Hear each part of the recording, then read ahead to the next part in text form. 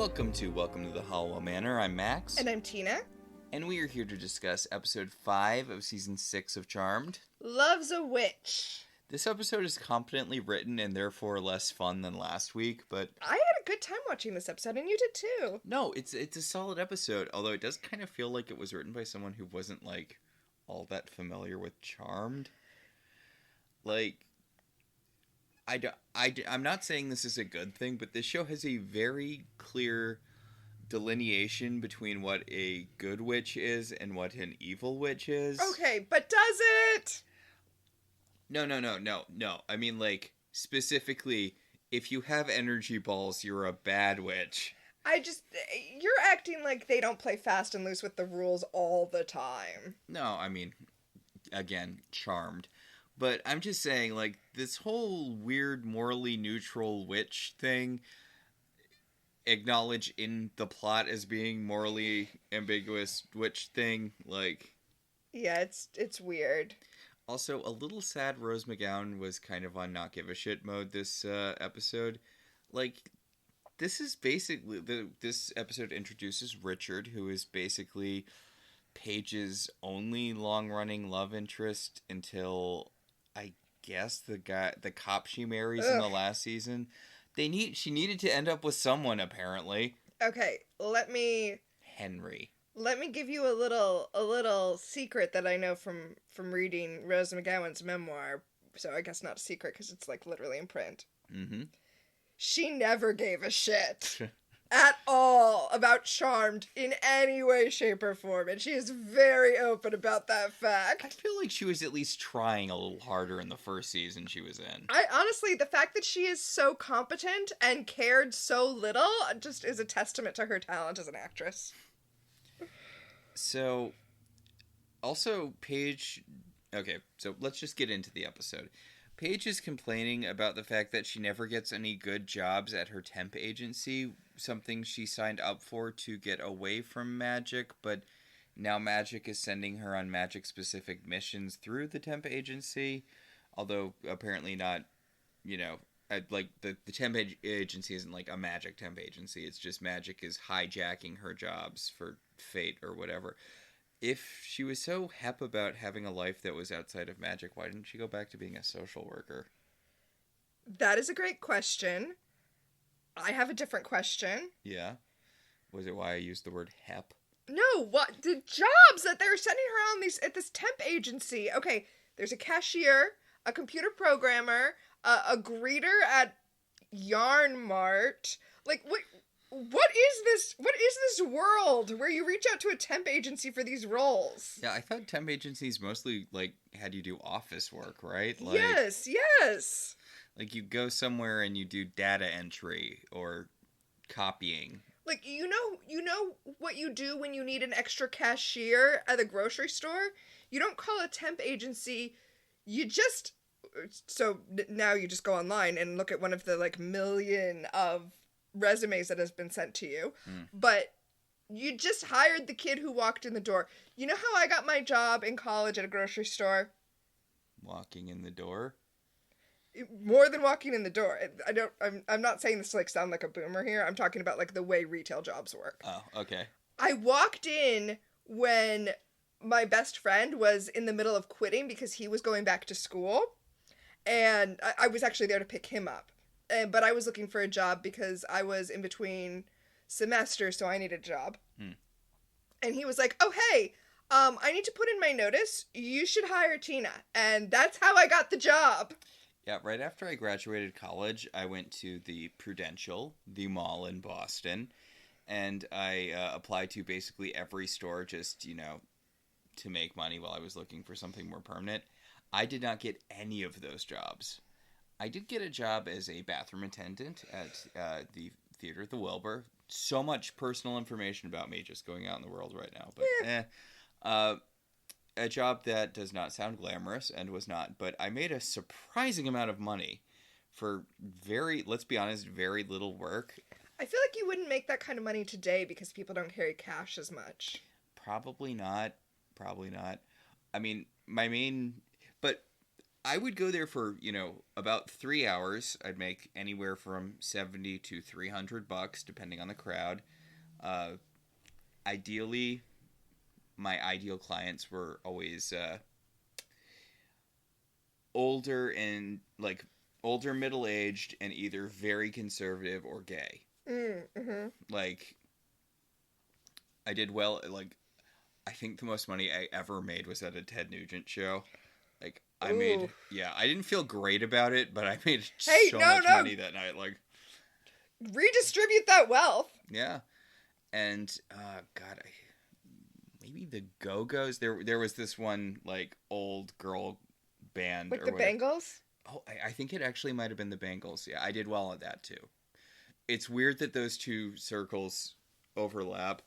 There was a Tyga show before he was, like, big, and I did terribly at that, which, yeah, of course I did terribly at it. It was, like, all 14-year-olds. I mean, I was mostly there so that people would feel awkward about doing drugs in the bathroom, and theoretically not. I think you were also there to keep people from having sex in the bathrooms. Yeah, probably. Basically, if you were the fun police. Yeah, if you see a bathroom attendant, it is both because it gives a place a touch of class and also to stop you from doing drugs, having sex, or a lot of things in the bathroom. Although I still had my fair share of people with interesting personalities. But you know what? You're not here to listen to Max's fun bathroom tales. Oh my. So speaking of fun bathroom tales, ew, why? Yeah. Anyway, Paige gets a job at a nursing home emptying bedpans, and that's what we cut to. Hey, wow, that actually... Oh, yeah, I was being legit. Yeah. So Paige finishes cleaning out the bedpan and then, sees her client. She's like, hey, do you want to play canasta? I'm here to keep you company, not just clean your bedpan. Okay, so her cards are, like, laid out face down, so clearly what happened is they were in the middle of a game, and then she, like, got called away to clean something up, so, yeah. But they're doing the thing, they're, like, clearly bonding, like, Paige likes playing cards with this older woman, and, they're things are going well, and then an energy ball comes through the window and slams into Paige, and okay, and the old lady, the old lady's grandson comes running into the room, and he's like, Grandma, are you okay? And she's like, it's okay, it didn't hit me, I'm fine, it just hit some nobody over there. Okay, see, what I'm focused on is that the energy ball hit her on the back, but her giant gaping wound that I can't believe they showed on TV is on her front. It's just really bothering me. It's always weird when Charmed has actual violence in it, which happens more than you'd think. It used to be like a once-a-season thing, but I feel like they've been amping it up recently. Like, the Three Blondes episode had Piper was critically injured in that, too. Yeah, but it's like a surprising amount of blood. This is the kind of thing I would expect to see her get hit by the energy ball and then sell it by falling on the ground, but... Yeah. I guess Rose McGowan didn't feel like acting this week, so they painted her with corn syrup instead. If only she had a white lighter who could heal. Although, if only she could heal. Yeah. Get off your ass and learn how to heal, Paige. I guess she couldn't heal herself, though. Right. Yeah. Why can't they heal them? Why anything on this show? Although apparently self-healing is a thing Leo can do. There was a thing when he lost his powers where he mentions not being able to self-heal anymore, but, I mean, how often did you do that? I thought he could never self-heal. That's why he had to, switch powers with Piper that one time? I think it's only Darklighter stuff. I think if a White Lighter is injured by something other than Darklighter stuff, they self-heal. Okay.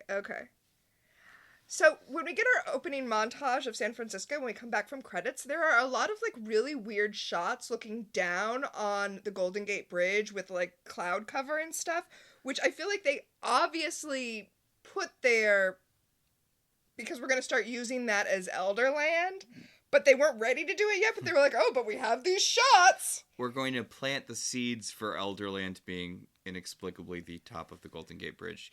I'm sorry. We have to talk about Phoebe being the worst. Why is this the direction they decided to take this character in? Reality writes the plot. Oof.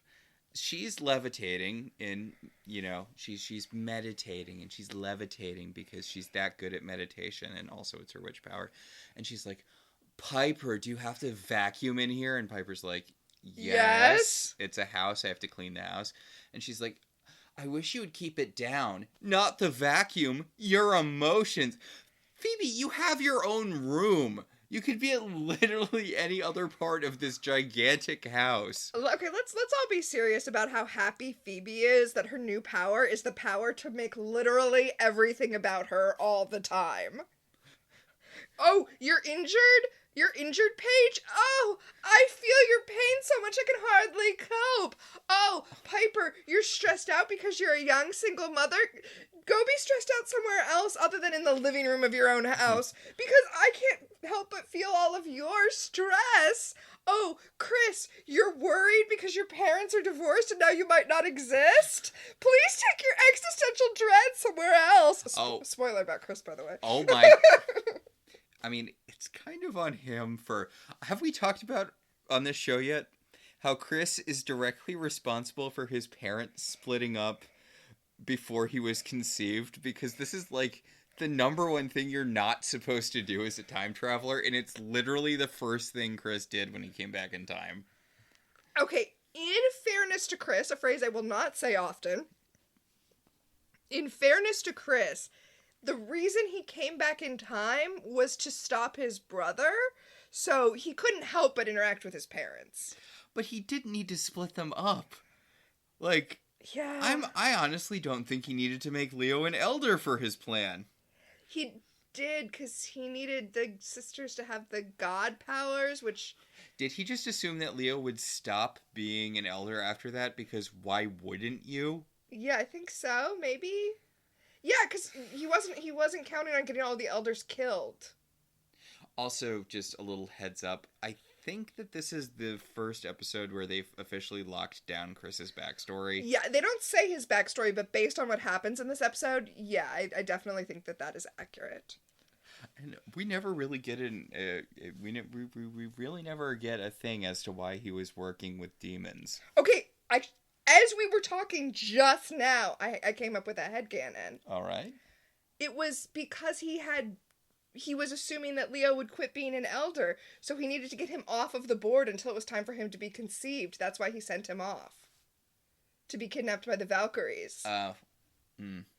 Okay. That's my theory. It's not a smart plan, but we're talking about Chris. He's not exactly a brain trust over here. True. I mean, but... look at the genetic material he's working with. In all fairness to Chris. Alright, so Phoebe's feeling like super stressed because Piper's gonna go out on a date. Also, Paige is injured but doesn't want to talk about it, which they do not follow up on this enough. Okay, she got hit in the back, the wound is in the front, but now that she's at the sink washing it off, there's clearly no wound. So she was hit in the back with an energy ball and in the front with a paintball filled with corn syrup, apparently.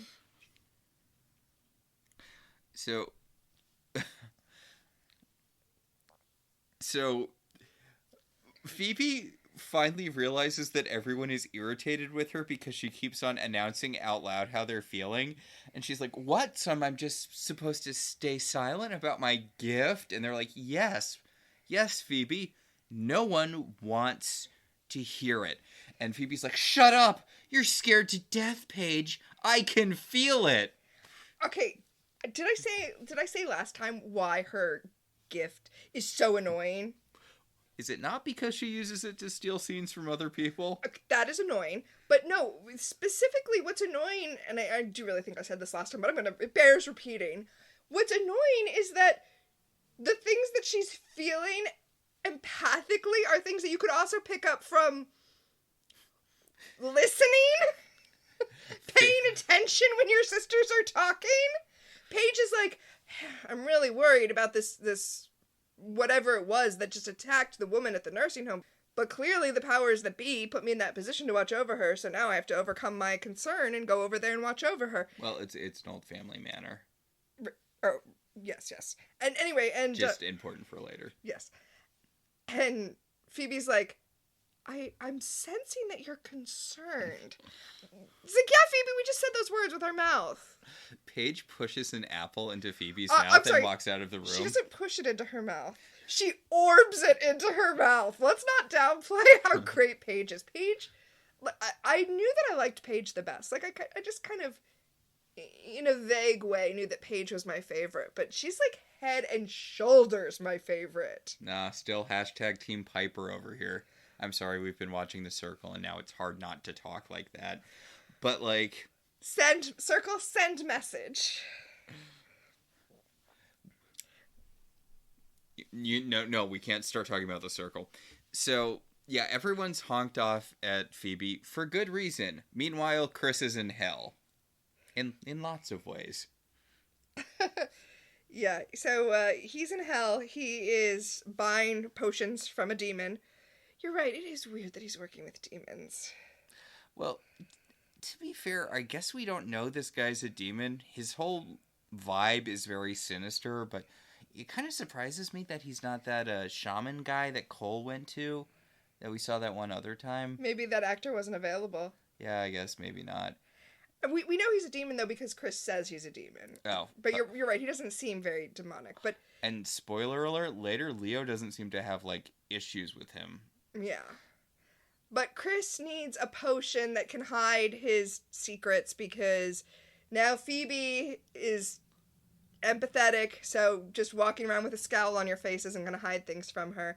And of course, Leo is still trying to dig into who it was who sent him to Valhalla, so... He knows it's Chris. Right, like... I mean, come on. But yeah, the demon tells him, look, I can make the potion to shield you from the Charmed One's powers, but, I'm gonna need a cockatrice egg. And the captioning spells it really weird, but I guess maybe it's an acceptable thing. It was like... It didn't have the K, it was C-O-C. It was weird. It was a weird choice, but I think it's probably one of those things that has lots of different spellings. Chris seems like he senses someone. Like, he's like, oh, fine, I'll get it. And he's like, wait, is there someone invisible here? Wait, isn't Leo's special elder power invisibility? And indeed it is, because as soon as Chris leaves, Leo becomes visible so that we can see him. Yeah, and the demon has no qualms about an elder being in his lair. He's just like, yep. You know what a cockatrice is? It's really cool. I mean, the monster, you chicken, snake. Yeah, but like you get according to legend, you get a cockatrice. Oh, the toad thing. Like when a toad sits on a chicken's egg. Yeah, it's cool. Anyway, sorry, I like mythical monsters. We have also been watching Delicious in Dungeon. Mm-hmm. So, Paige has returned to the scene of the crime. This is really kind of set up like a mob thing, or I guess Hatfields and McCoys are where they go. No, definitely mob, because this is really giving me the Godfather gated cul-de-sac vibe. Yeah. So yeah, you're right. This is definitely mob. So, Paige is trying to get in. She's hitting the buzzer, and a guy walks in from across the street, and he's like, hey, so you should probably not stand between these two houses because I don't know if you noticed, but there's a war going on. And Paige is like, I don't know what you're talking about. And he's like, of course you do. You think you're the first person? You think you're the first person the powers that be sent? We've had elves, we've had white lighters, we've had muses, we've had conflict resolving spirits. What do you think, like naiads? Sure. Wash away your problem. Yeah. And he sees that she's a witch. He's like, oh, you're a witch like us. And she's like, wait, there are other witches in the world? And she just seems very confused by the existence of other magical people. Which I guess makes sense because the Charmed Ones don't interact with other magical people, but she does. She's like the one Charmed One who actually goes and interacts with leprechauns and she nearly gets an energy ball to the face for her trouble. Yeah, it's true. The guy in the sweater tackles her out of the way, so I guess they have to date now. Yeah. If you tackle someone out of the way and then you end up on top of them, then that's how relationships start. Haven't you watched Farscape? You know I have. Speaking of relationships starting, Phoebe is getting Piper ready for her date, and she's like, "I sense you feel nervous about your first date," and Piper's like, with my power, I wouldn't orb an apple into your mouth. I would just blow you up, right? Phoebe's like, well, think about how hard it is for me. I'm feeling it when any of us has a period.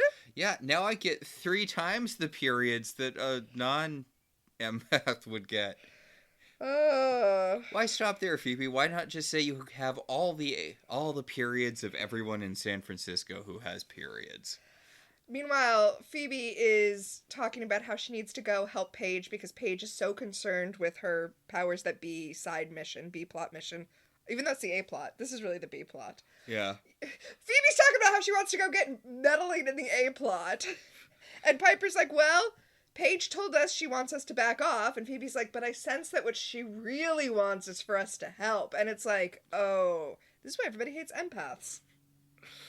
And she tells Piper that it's really important that Piper goes out on her date because she can sense that she needs it, but not in an empath way, in a sister way. And Piper's like, okay. Which is doubly annoying because she had just said, it said when she was complaining about being an empath, she had just said, it's a good thing no one in this house is having sex.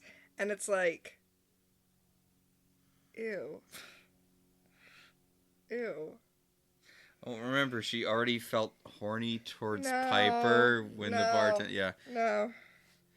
So, Piper's date comes to the door, and he's got a very third least attractive guy in a boy band quality to him. Yeah, he does. He's got like a tiny, barely there soul patch. And like spiked, dyed blonde hair. It's of the time. It is incredibly of the time. It was the fashion of the day. I'm tempted to say, why is Piper going out for like a lunch date in the middle of the afternoon? But also she's a single mom, so I guess I shouldn't be too hard on her about that. Really, the real question, I guess, is why is Phoebe home in the middle of the day? But we know the answer to that, because she doesn't care about her job. Yeah. And also she's babysitting, except now Chris is here and she can foist it off on him. And Chris is like, I don't babysit. And Phoebe's like, sure you do. Remember that one time we left you alone in a house full of babies and dogs when Piper was completely losing her mind due to the spell Leo put on her to help her get over the fact that he left? Yep, that's what happened. Chris is like, ooh, have Leo babysit. It's his kid, and therefore not exactly babysitting. And then Phoebe runs to get the diaper bag for Leo, which he shouldn't need because it's his kid. Well, Leo orbs in and he's like, I need to talk to you, Chris, about the things I'm suspicious about. And Chris is like, hey, Leo's here and he's the dad, so it's his problem. Bye, Dad. And he orbs away. Oh, yeah. And leaves Phoebe behind to tell Leo that Piper's off on a date with some other guy. Which... Why are they divorced? Yeah, again, why are they divorced? He's always here.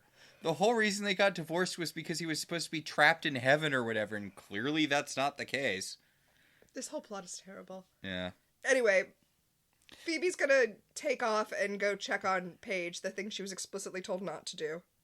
She picks up the towel that Paige's wound was, cleaned with, and she casts a spell that will teleport her to the source of the problem. That's actually pretty cool. Like, I respect this spell. The towel has a bloodstain on it, so the spell she casts takes her to where the wound that caused that bloodstain happened. That's cool. Respect that. Yeah, again, this episode we are dunking on it because, podcast. But, like, this is a very well-written episode. Yeah. I mean, it's not like we're not winning any Emmys here, but like this is a really well written episode. Also, let's be fair. The episode is hating on Phoebe as much as we are. Yes. So there's that. It just seems so weird that the show is aware of how annoying Phoebe's empathy power is. Like, and yet they keep doing it. Since day one, people have been talking about how you know what, we mention it every episode because it's true, but. So, the guy who rescued Paige from getting energy balled this time is trying to explain the situation. And he's like, look, we have a thing with the family across the street. And she's like, because they're evil witches? And he's like, no, they're not evil. we just have a feud. Yeah, we have a feud. It's Hatfields and McCoys. Like we're both alike in dignity. Yeah, Romeo. Yeah, Capulets and Montagues. I know that actually means that they're of the same social station, but I mean, here they're both witches of approximately the same power, and clearly they're doing pretty well for themselves. They have manors facing off against each other. Okay, and also this is the sort of thing I would really like to see explored in Charmed more. Like, this is such a cool concept for an ongoing plot in Charmed. You have these two witch families that have been feuding for a really long time. So long ago that nobody even remembers where it started. And like that episode of Avatar. Yes, like the episode of Avatar that everyone hates. Everyone does hate that episode. But and this is a family that's been like, they've been doing curses on each other forever. Like he talks about it. He's like, we gave them boils, so they gave us mice. We turned the mice into howler monkeys. They turned the howler monkeys into snakes and threw them through our windows. Like, it's kind of this cool thing where you get, okay, this is a thing that's been going on for a really long time, so much so that it became just the background noise of all of these people's childhoods. But this was a serious, deadly feud. He was, speaking of well, Romeo and Juliet. Well, that's the thing, that it recently escalated into being a violent thing. Like, that this has been going on for generations, but this generation it has reached a boiling point and now people are dead. I got the impression that people had died, like, before, too, but that for a few generations it had just been like a... I don't want to say a Christmas Cold War. and Easter thing? Yeah. Oh. Yeah. But... Yeah, I think you're probably right. Like, people had died at some point, but I feel like it had been at a low boil. Mm-hmm. He said there had been a period where they had had a truce for quite a while. And Romeo and Juliet style, he had fallen in love with the daughter of the other house. Mm-hmm. And she was killed in the crossfire. Poor Curly Sue. And she's still... He's got her picture on his mantle. Mm. I get that for exposition it makes sense that his dead fiancée Olivia's picture would be on the mantelpiece, especially because, spoiler alert, she's going to show up as a ghost, so we need to know what she looks like. Mm-hmm. But your houses are at war. I feel like you wouldn't have the picture of the dead daughter of the other family on your mantelpiece. But, whatever. No, it's... Who am I to judge? It's sad for you, but it comes off as aggressive to them, like a trophy. Kind of does, now that you mention it. Yeah. Like, we're keeping score. Also, it really reminds me of that episode of The Simpsons where they have to go to, parent classes after CPS takes their kids away. Uh-huh. And Seymour Skinner's mom is there, and she talks about how the county's threatening to take her Seymour away, and then she holds up a picture of Principal Skinner in case you're not familiar with the show, so you know that it's a joke because he's a 45-year-old principal. Mm-hmm. Or, I guess, much, much older than that now because he's a Vietnam vet, and that's still canon. Yeah. So, the grown-up Michelle Trachtenberg-looking ghost floats, through the house and accosts... She comes out of the picture first so that we know for sure who it is, in case you weren't looking at the picture. Yeah. She goes to talk to her fiancé's father, right? She's like, hey, I was a ghost and you destroyed my life, so now I'm here to exact vengeance. And he's like, you know that there's literally a charmed one downstairs, so maybe don't do this? And she's like, no, I'm counting on the charmed ones escalating things because I never really figure out what's going on.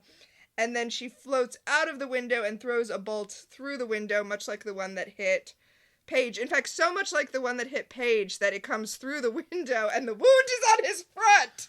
But I guess I should stop complaining about that since it's a ghost doing it. Also, it completely blows out his chest, and this dude is mega dead. Oh, yeah, he's way dead. And Paige, everyone runs into the room. There's actually a really good shot of the sun, running through, the doors blowing open and the sun running through them. And Paige, also enters the room, and she looks out the window and sees Phoebe in the other house, and Phoebe, waves at her. Read the situation, Phoebe. They're standing over their father's freshly exploded corpse. Meanwhile, Piper's on a date. She's at Quake. She's at Quake. They really sloppily text edited over Quake to make it be the hip spot or something, but like that was just Quake. Oh, I thought it was supposed to be Quake. And in fact, I was like, oh, she's doing that annoying thing where you go to where you used to work and you're like, hey, is Kevin working today? He knows how I like my salmon. And they're like, Kevin hasn't worked here for 2 years. And they're like, oh, well, can I substitute the pasta for rice? And they're like, no. And she's like, I know you can because I used to work here and we used to do it all the time. Maybe it is Quake. It's supposed to be Quake and they just changed the name. I don't get why they just didn't. If they're gonna reuse the like Quake thing, why edit the text on the Quake sign? Right, because either we, the viewer, either we're going to recognize that it's Quake and be like, she's at Quake, or we're not, in which case, why change the sign at all? Yeah. Yeah. So the guy's flirting with her, and he's like, I just got divorced, too. Pretty sexy, huh? That means I've had, like, intercourse with a woman, and it was good enough so she wanted to marry me. You know what's really sexy? Talking about your ex on your first date. But, okay, also, he's like, so where are you in the divorce process? Have you filed yet? Are you just separated? Where are you? And she's like, actually, it's kind of complicated. It's not, Piper. Like, your family is publicly Wiccan. We had a hand fasting ceremony, but we weren't legally married.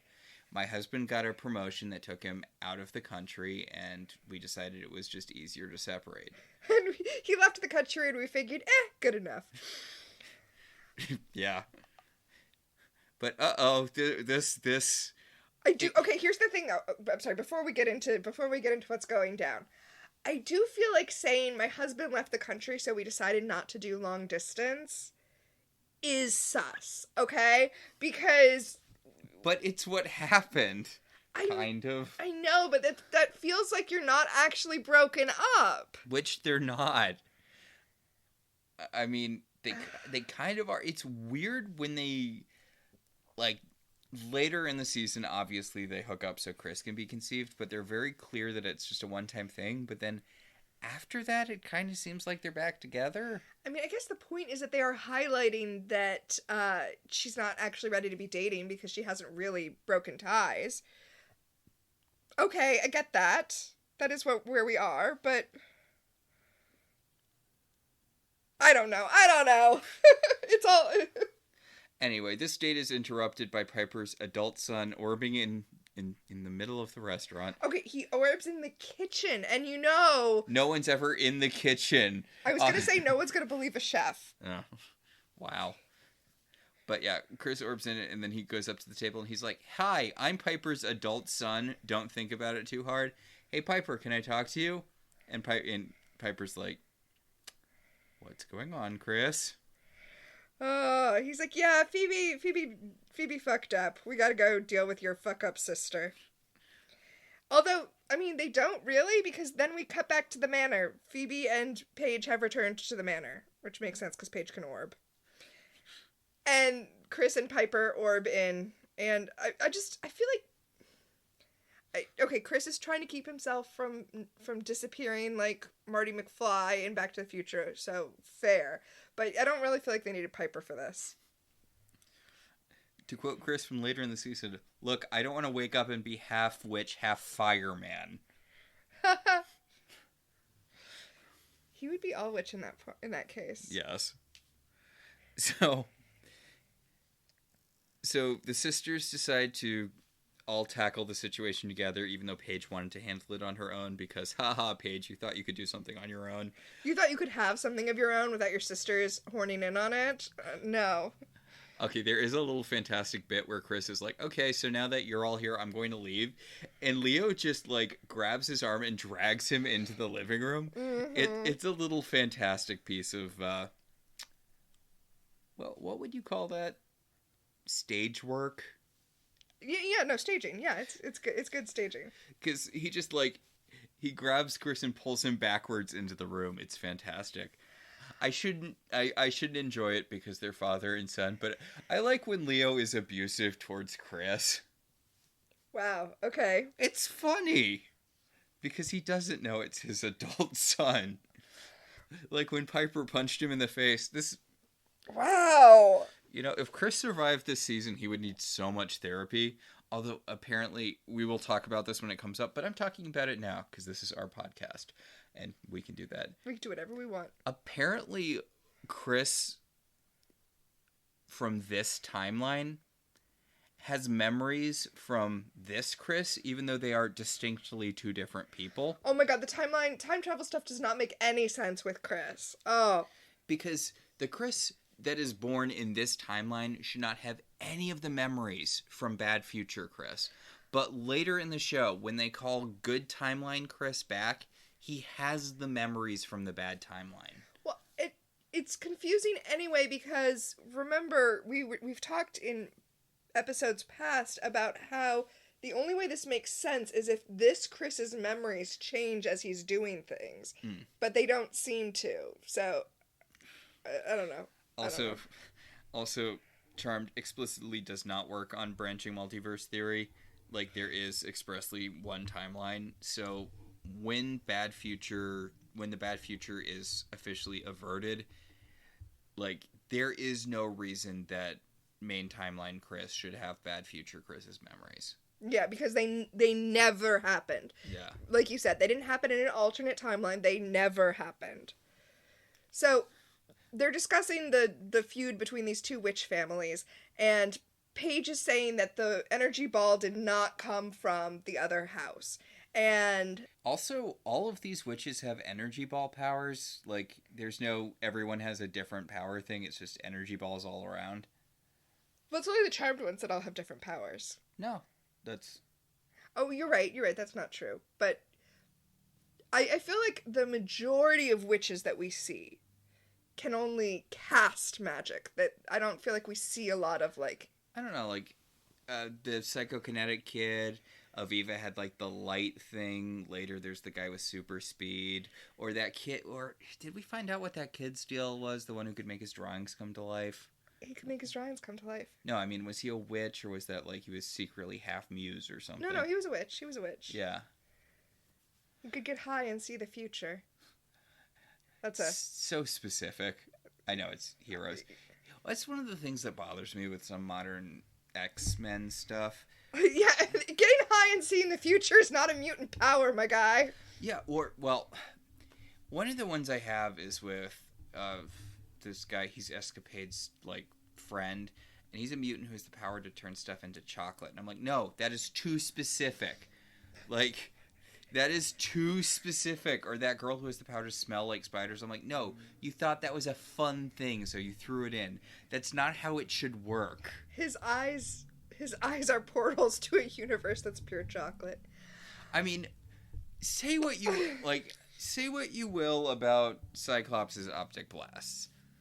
It makes sense from an evolutionary perspective that this would be a thing that would help you survive. That your eyes would be portals to a universe of... Pure concussive force. Okay. Remember, he only has problems controlling it because of... That's not my issue! Also, I want to say, I know that's a thing, but it's not the only explanation for his powers. The main thing has always been that he takes solar energy and converts it into... Concussive blasts. Which is different from this whole stupid punch dimension thing. Okay, so speaking of powers, Phoebe's power is to be super annoying. And, I'm sorry, I meant empathy. And she's like, oh, Paige, but how can you really make a judgment call? Your judgment is clouded because of how horny you are, which I can feel with my empathy. I can feel how much you just want to bang this male witch. Yeah, you want to be objective, but you can't because you're so overcome with horniness for Sweater Man.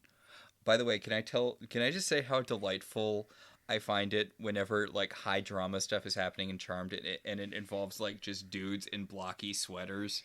Because it's so tonally dissonant when you've got, this guy in a cable knit sweater being like, yeah, we have a feud that's gone on for centuries. It's, been stained with blood and dishonor. And it's like, dude, you were wearing a cable knit sweater. God, maybe it's because I'm a 90s kid, but that doesn't throw me. That doesn't bump me. Because Dawson's Creek was talking about Dawson having sex with the teacher and he was wearing a cable knit sweater. Yeah. And also Charmed. I buy them wearing like the sexy, Phoebe's Grover sweater that shows off her entire torso. No. Guys wearing boxy sweaters. That's just how guys look. Okay. I guess I'm not used to that many men being in Charmed then, because like usually Leo was in sweaters and that was fine, and then Cole would be there in like a black shirt or no shirt. Yes, and or like Daryl would be there in his like cop suit, but like having this many dudes in sweaters kind of throws me. You know what? I love a dude in a sweater. I'm not saying it's a bad look or anything. It's just weird to have these conversations about dark magic and demons and blood, and you're in this very well lit solarium wearing a nice sweater. On the one hand, I see what you're saying. On the other hand, welcome to season 6 of Charmed. Yes, we're glad to have you joining us. Yes, I know. Phoebe says energy balls don't just materialize out of nowhere. I mean, even though they absolutely do. Are you pulling plasma from the air to form them? How do you think they work? So they've decided that the energy balls didn't come from either family, so maybe there's some third family out there throwing the energy balls to stir up tension, right? Like Odysseus throwing was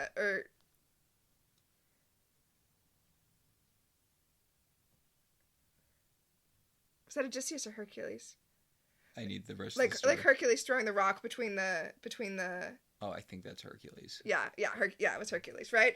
Like Hercules throwing the rock between the two-headed monster to confuse it and make it fight itself. Or, hey, here's a wild pitch for you. Maybe it's demons? The antagonists of the show up to this point. Or maybe it's the bitter ghost of the dead girl who's the first person who died in forever, which is what it is. Yeah, you think there'd be more of an issue with that? Because witches, can physically manifest after death and still have their magic powers. We've seen Grams in ghost form, not even like solid level Grams, use her powers. But also, isn't it like well known that when bad things happen to witches, they become stuff?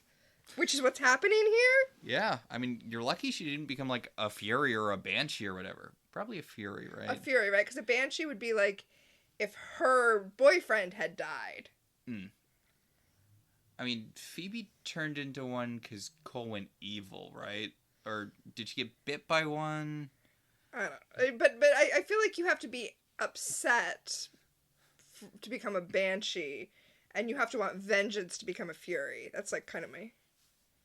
It's like a slight difference. So Banshee, she would have been a Banshee out of the two then. Like, she would have been a Fury if her boyfriend had been killed, but she would have been a Banshee if... So I think you're a Fury if you want vengeance for yourself, and a Banshee if you want vengeance for someone else. That's how I feel like it breaks down. But Piper became one because she wanted vengeance. No, she was mad at Prue, and that's because... Yeah. Okay. She's mad at Prue for dying. If your boyfriend gets fridged, you become a Banshee. If you get fridged, you become a Fury. Chris brings the cockatrice egg to the demon who makes the potion for him. Yeah, the potion to block him out from, Phoebe's horrible, horrible powers. Paige orbs to Richard. It's Richard. Richard's the, son who was engaged to the ghost. We kind of skipped over it earlier, but he told her that he's been immune to a lot of the curses since he no longer practices magic. Mm-hmm. He also told her that... his fiance, she was his fiance before she was killed really, really wanted peace between the houses, and he wants that for her, So he's brewing potions.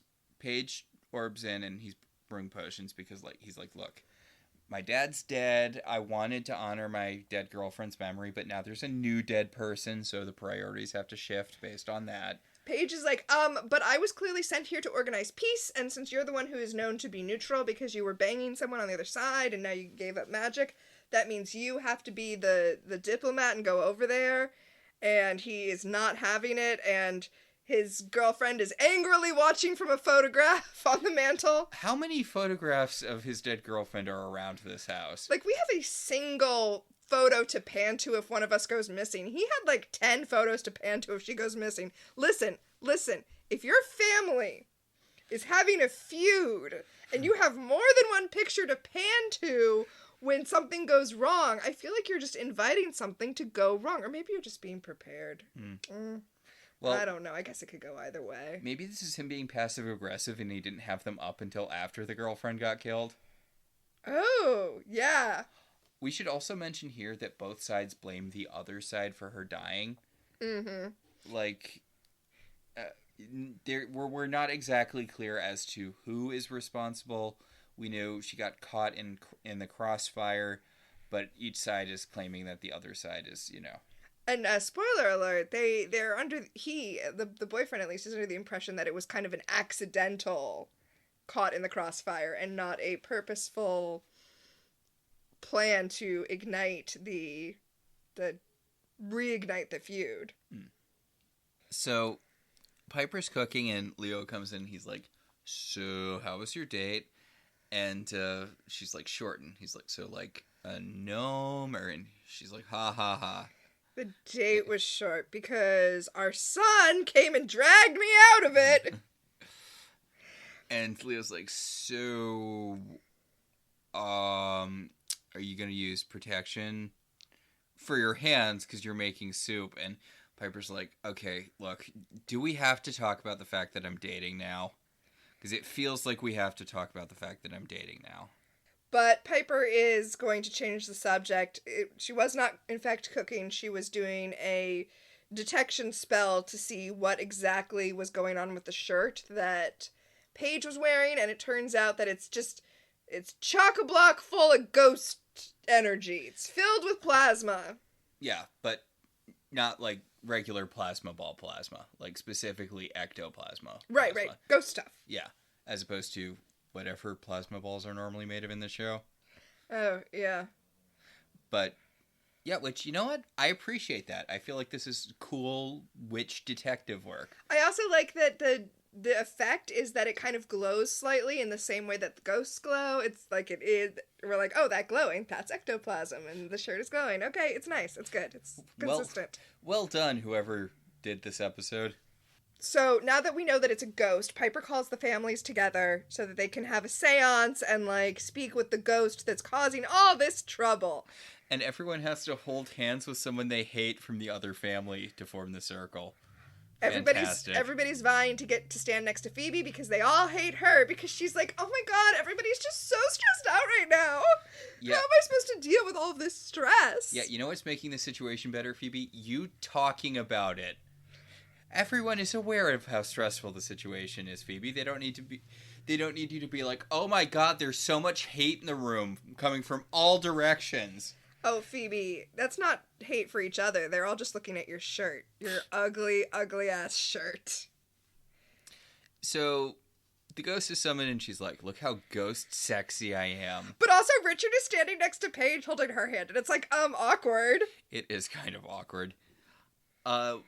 So none of these people tried to summon her ghost? I mean, I know there's They've rules just been around blaming it, each other without, like...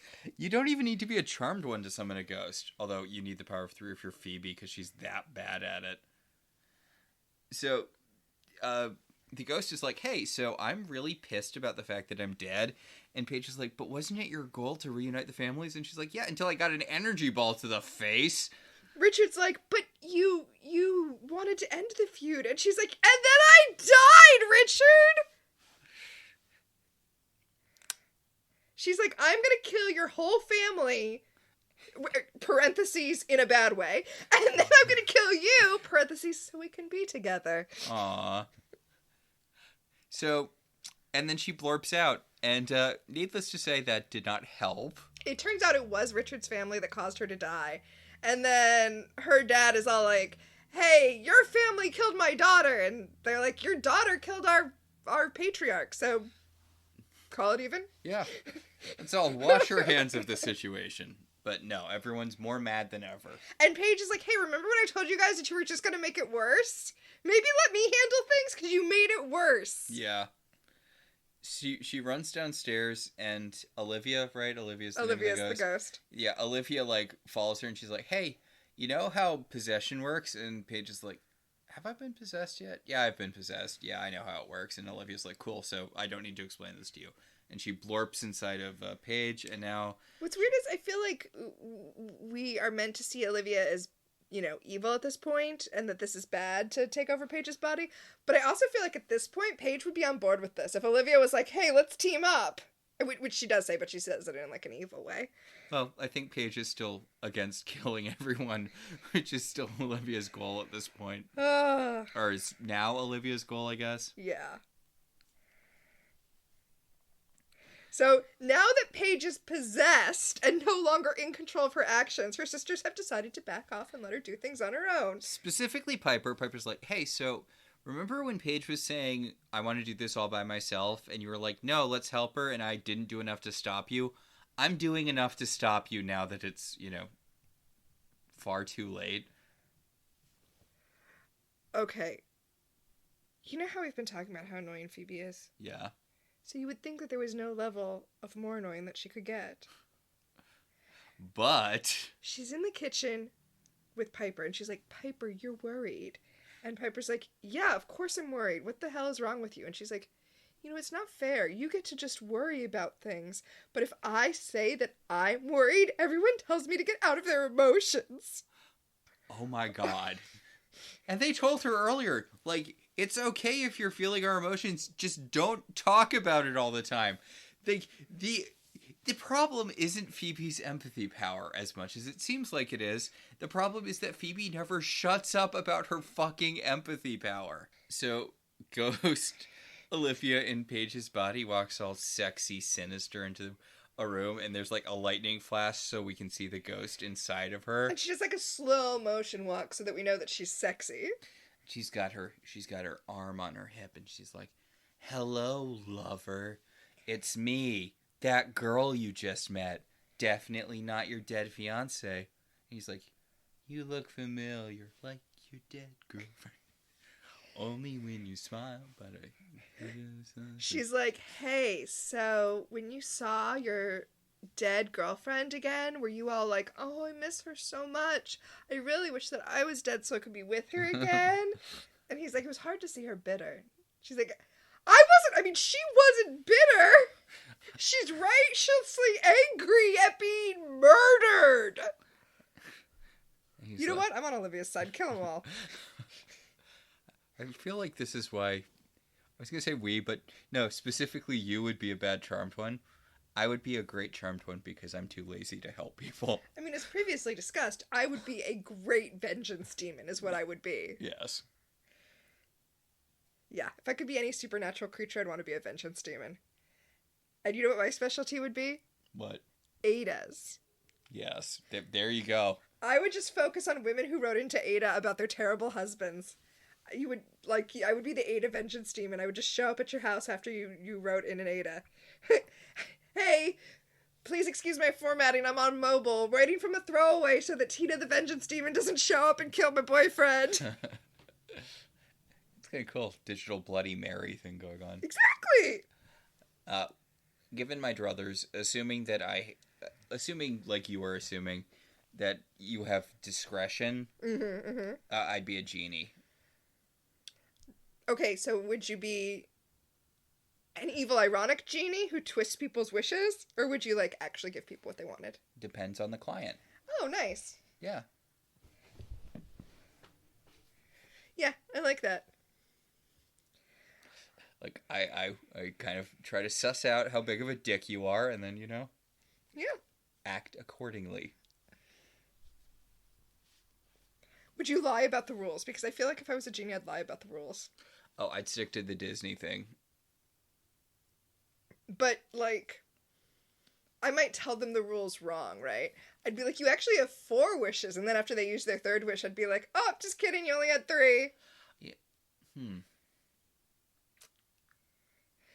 Or I'd be like, oh, sorry, you can't wish for more wishes, even though you totally can wish for more wishes.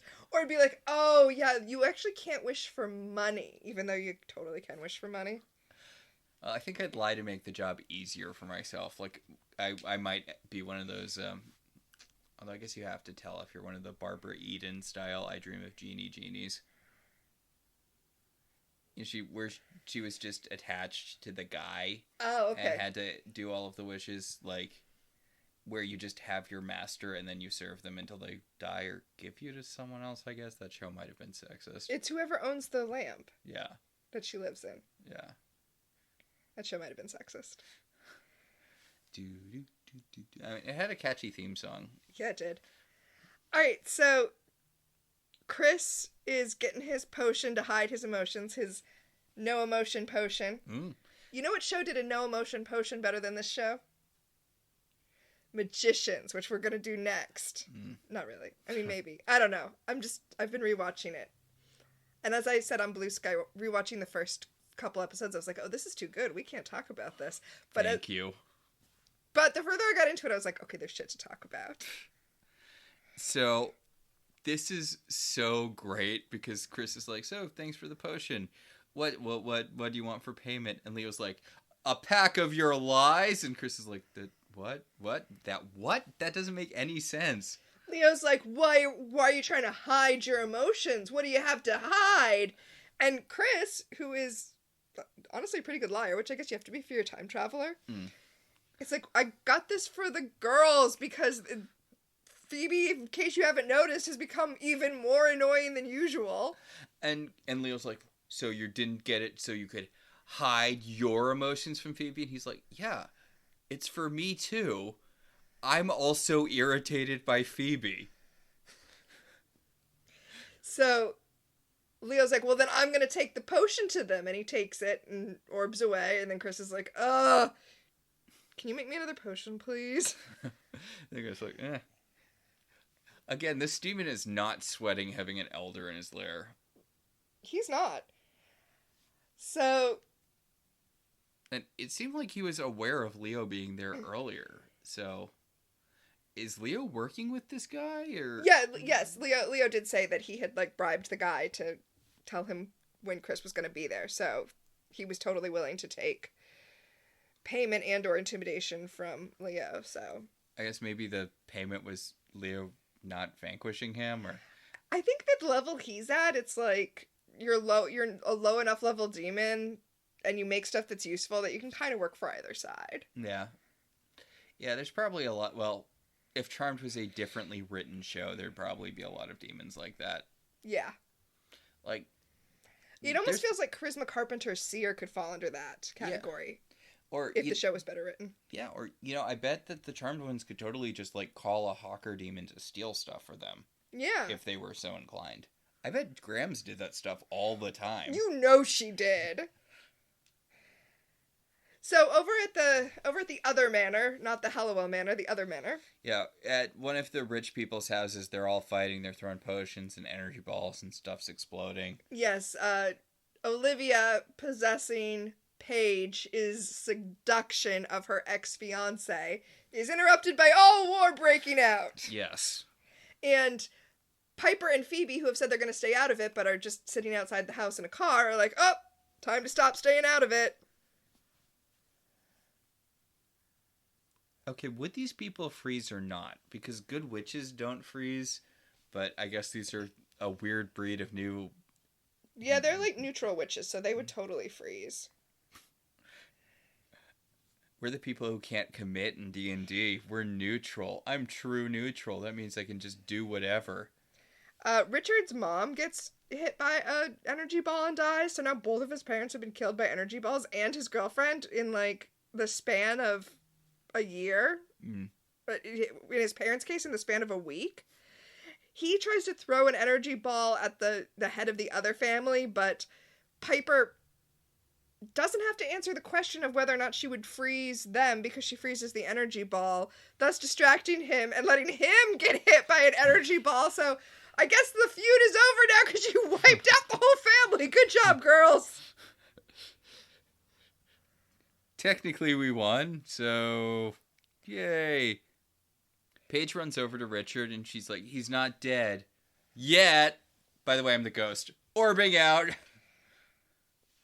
I'm the ghost, and we're going to be together in death. Bye. She seems really upset, but I feel like having him die was what she wanted so that, she could take his soul and they could be together. I don't really understand. It's kind of optimistic, isn't it? I mean, I guess he'd kind of technically have unfinished business, but it seems equally likely he'd just zoop up to White Lighterland, or wherever Grams hangs out with when she's not being a ghost.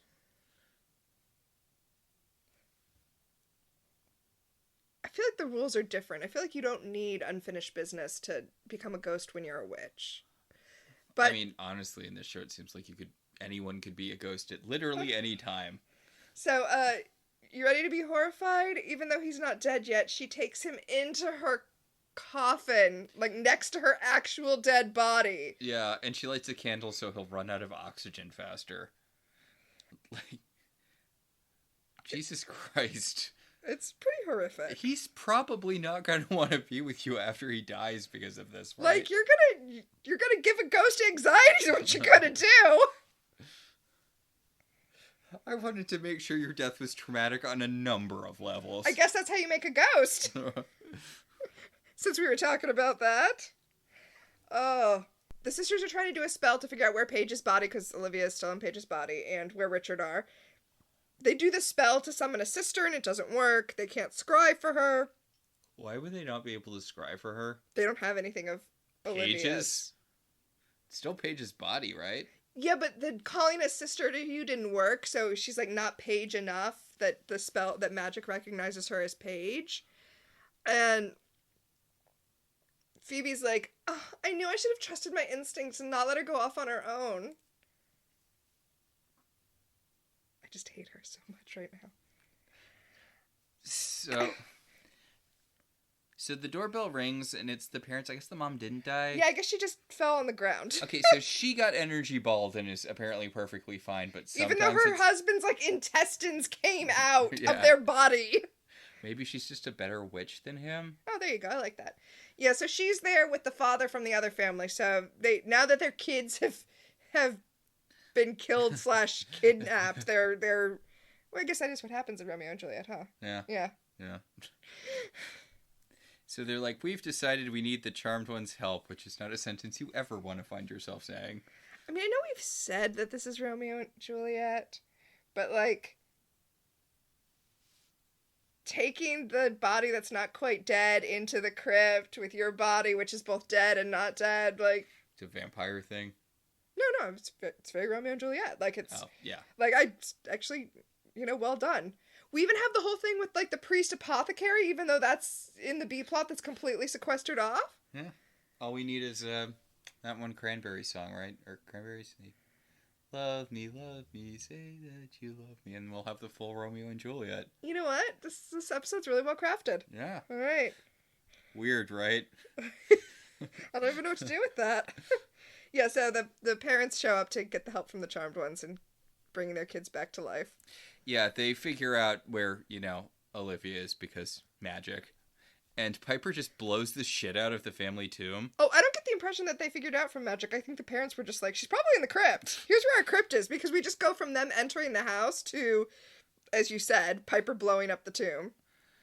So Paige barfs up Olivia's ghost, and Olivia's ghost is like, you're too late. He's already dead. And Paige is like, no, he's not.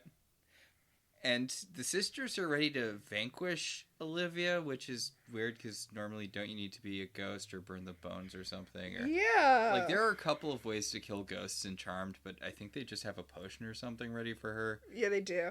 Okay, but I like this because Paige says to Phoebe, no, I know you felt her anger, but I felt how much pain she's in. You can't even do one fucking thing right, can you? Can you, Phoebe? I'm a better fortune teller than you are. I'm better at understanding emotions than you are. Why are you even still here? I can probably levitate better than you, because levitation's a white lighter thing, so I bet I have it down, and I just haven't mentioned it because I don't want to make you feel bad. Oh. But Richard wakes up and he's like, yeah, I'm not dead at all. What the fuck were you talking about?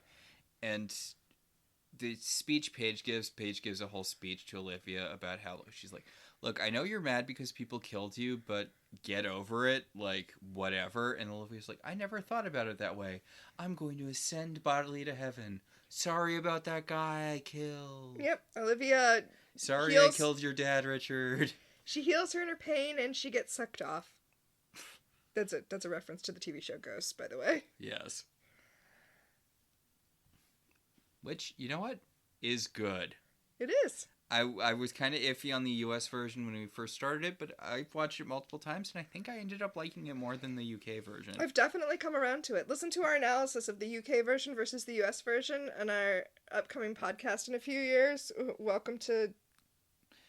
Translating... I don't know, it would be Welcome to America, wouldn't it? I don't like that, though. That sounds too something. But yeah, that is what it would be. Welcome to your American remake. We'll workshop that. So Phoebe has once again, the battle is done and we kind of won, so we sound our victory cheer. I mean, let's be clear here. Phoebe's not worried about all of the people that died during this episode. She's just still upset about how annoying her power is. Yes, now that we've resolved the main issue of the plot, we cut back to Phoebe, who is once more isolating herself, although this time in the attic and not in the basement. And Paige is like, hey, how about you isolate yourself from me when I tell you I have a plan and I don't need your help? Yeah, it's weird that Paige's plot was... It's weird that Paige's plot was wanting to form an identity separate from her sisters to... I know I just said this episode was well written, but I feel like this was designed to contrast with, like, there being a feud between families, right? Like, all of these familial ties where she's trying to form her own identity, but it didn't quite get there. It didn't quite gel, especially considering her position as the outsider to the family who didn't find them until she was an adult. It didn't... There were different things you could have done with that would have worked better. It didn't quite gel. But the point is, Chris... Ooh. Wait. Go ahead. Okay, so the sisters are all like... They're like, well, I guess we just have to learn to live with Phoebe's new empathy power. You know what? No, we can't do it. We can't do it. It sucks so bad. And Chris orbs into the room and he's like, so, wait, Leo never gave you that potion I went through painstaking measures to have made that shields your emotions from each other? I was just respect for Chris, another thing you won't hear me say a lot, respect for Chris and getting them to have, like, suspicion of Leo over this. Yeah, because they call Leo, and Leo orbs into the room, and they're like, Leo, you have a potion that would end all of this horrible empathy stuff, and you didn't give it to us? And Leo's like, well, because Chris was doing something, and they're like, shut up, Leo! So they drink the potion, now Phoebe can't feel their emotions, and at least that annoying part of the show will be over. Yes. Yay. Phoebe will now use her emotion power just as much as she uses her prophecies. Or her premonitions. Yeah, I was about to say, what even are her powers anymore? Yeah, right. Cordelia has prophecies, she has premonitions. So everyone is slightly less pissed at each other, and they all leave the room. Chris says to Leo, looks like we're all one big happy family again, and Leo says, you're not family, which is how we know that at this point they had locked in who Chris was. Yeah, between the sarcastic dad earlier in that, Chris takes the potion. As soon as everyone leaves, Chris takes the potion out of his pocket and drinks it, which... I mean, this is the sort of thing you can't do secretly, because wouldn't Phoebe just ding to the fact that she can't feel your emotions and announce them to everyone all the time? Also, do you need to be sneaky about this? Couldn't you say that you were also annoyed with Phoebe? I don't think that's suspicious. Yeah. So, Leo and Piper go to talk about, like, the weird limbo they're stuck in, and she's like, hey, Leo, if it makes you feel better, you can watch Wyatt when I'm out on dates, so you'll get some more baby time, right? You wanted that? But also, I think we need to officially get divorced. And he's like, well, we're not officially married, so that's not a thing we can do. Well, like, what? What does that even mean in this context? Fun fact, fun in quotation marks here, fun fact, pre-gay marriage, a real problem was that you would have gay couples who had built a life together, who had children, who had all of this stuff, but because they weren't officially married, there was no way to, like, do an organized division of assets and custody because there was no gay divorce. Like, when people make jokes about gay divorce, they're actually right. Gay divorce is an important right. Yeah. Also, like, What are you like? You're right. What are you talking about, Piper? You were never legally married. Whatever. Does she just want to have a divorce ceremony? An unhand fasting? A hand unfastening. A hand slowing. I guess a foot slowing. Reverse both. So Leo just stands there all sad, like Charlie Brown in the doorway while she walks away. And the door... Because Seth's on the phone. Mm-hmm. And the door stays open because Prue has been reincarnated as Chris, so she's not there to close it. I know I said that before. But every time that door doesn't close, it's just one more, like, pin in my string board confirming that Chris is Prue. So this episode's actually pretty good. Yeah. And I've been enjoying the episodes recently. Like, I really like the Power of Three Blondes. We are well into the fun bad stuff in Charmed. Yeah, I think this season's going to be a lot of fun bad. Like, I am ready for Magic School. Are you? Yeah. Lady Godiva episode. Oh my Headless God. Horseman episode. Someone shoots a gnome with a gun. Also, Gideon, arguably the best villain, arguably the best non-Cole big bad Charmed ever did. Non-Cole, non-Seer. I'm interested to talk about the Magic School seasons because I feel like I kind of hate Magic School, but I might love the way I hate it. So we'll see. Well, I mean, the main thing about it is Gideon, who is awesome. Yes. So, should we talk about our segments? Yes, much like the Charmed ones, we have our own Power of Three. The first power in our pack is Premonition, who in this episode is, was, or will become famous. We both have the same really big one. I'm going to let you take it. Wait, do we have the same really big one? I assumed so? Is it Olivia? Oh, I guess not. Okay, I guess I'll do mine, which I felt like should be both of ours. It's Mako. Yes. The guy who plays the demon that makes the potion for Chris is Mako, who you probably know from being Uncle Iroh in Avatar: The Last Airbender. Although you could know him from a lot of stuff because man was in a lot of projects. He has done a lot, but I've watched so much Avatar: The Last Airbender that the thing that was so kind of freaky was hearing Uncle Iroh's voice come out of, someone other than Iroh. You mean a real person and not an animated character? I know. It's wrong, right? But he's one of those people who I can only think of as his voice actor now. Mine was actually going to be Olivia, who is played by Raquel Lefevre. That sounds familiar. Who you probably know better as Victoria, the evil vampire in Twilight. Before she was replaced by Ron Howard's daughter in the sequel, because fuck consistency, a bigger actress wanted the role. But I still feel like that's... Yeah, I mean, good for her. That was a major franchise. Mm-hmm. Anna Kendrick was in those movies. Michael Sheen was in those movies.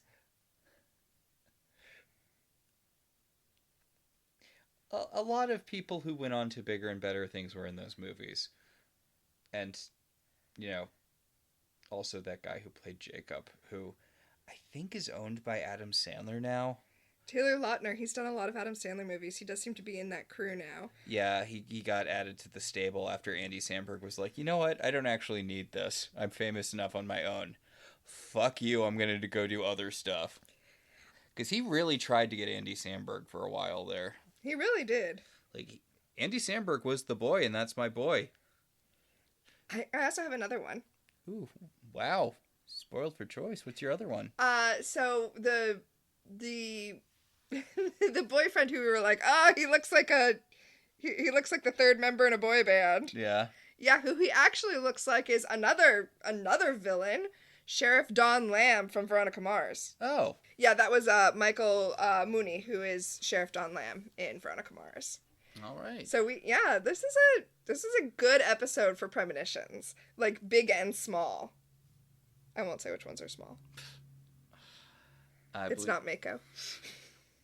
I believe that will take us to the second power in our pack. Time freeze. What, if anything, specifically dated this episode? Okay, so at the beginning, when she's at the temp agency, when Paige is at the temp agency, the guy who's trying to place her has all of his possible temp assignments in a Rolodex. Oof. I feel like I'm the last person on Earth who used a Rolodex because they actually are pretty cool and useful, and even I stopped using it like 10 years ago. Yeah, I didn't really have one for this. I mean, maybe the sweaters. Maybe people are in sweaters less these days on TV. I don't know. I don't think I really particularly had anything that, like, locked this in time. I mean, maybe the Romeo and Juliet take, because Baz Luhrmann's Romeo plus Juliet came out in, like, what, 98? So it was, like, 4 or 5 years before this. I feel like it's a stretch, though. Yeah, I mean, Romeo and Juliet's one of your stock plots now. It's true. That will take us to the third Power in Our Pack. Telekinesis. What, if anything, genuinely moved you? Oh! Nothing. Yeah. That's the thing. I did genuinely like this episode, but yeah, no, there was no moment that I was like... I kind of hope Richard dies so that Olivia can have her man, because I feel bad for Olivia, even though I know he doesn't. Yeah, and I kind of want to bring up one of our secret powers, molecular combustion, because I feel like this episode really does not gel with how we've seen witches work. Yeah, well, I mean, you brought up, right? Are they good witches who cannot be frozen or not? And show didn't answer that for us. And there's even a moment where Paige goes all Wizard of Oz and is like, are you a good witch or a bad witch? And he's like, that's not really how it works. Except it is how it works. Yeah, like, the fact that they all have energy balls feels more like they're warlocks or demons or something. And spoiler alert, Richard kind of just has a budget Cole storyline going forward. It's not terrible or anything, but, like, I mean, budget Cole / a Dark Willow thing where, like, he's addicted to magic and Paige is trying to help him kick it. Oh, but, God. yeah, never a fun plot. Although less actively frustrating than Cole.